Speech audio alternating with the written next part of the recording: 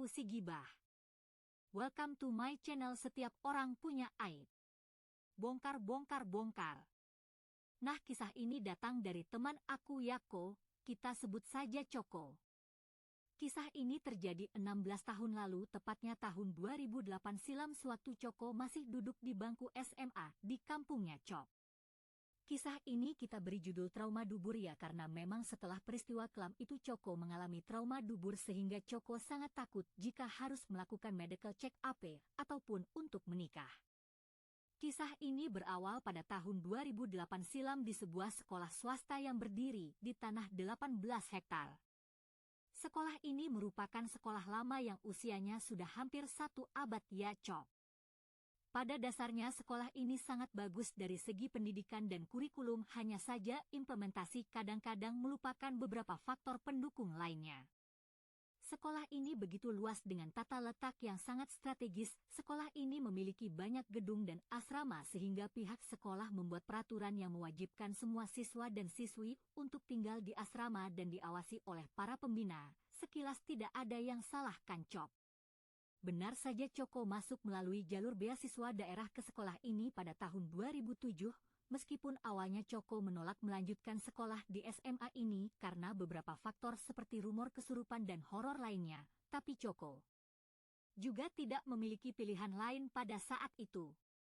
2007 Coko melangkahkan kaki menjadi bagian dari sekolah tersebut. Semua berjalan sesuai harapan, lingkungan belajar yang cukup menyenangkan dan teman-teman yang begitu baik. Sebulan setelah bergabung, keanehan mulai terjadi. Hampir setiap malam para senior membangunkan para junior dan dikumpulkan di aula asrama dengan dalih pengayoman, pendekatan kepada junior terkait peraturan sekolah, dan sayangnya kegiatan ini tidak diawasi oleh pembina asrama ataupun guru ya, begitulah sistem di sekolah ini.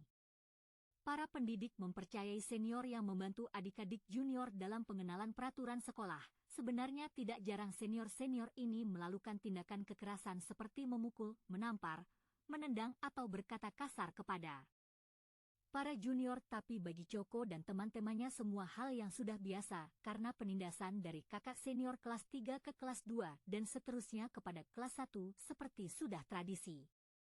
Perlakuan ini terjadi berulang kali dan tidak ada satupun siswa yang berani melapor karena selain takut pada senior juga para guru tidak percaya karena senior-senior yang melakukan kekerasan ini cukup populer ya di bidang akademik maupun akhlak.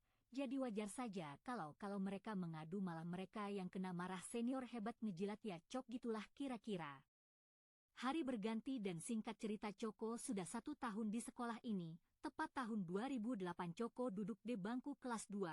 Tentunya tahun ajaran baru, ada siswa baru lagi.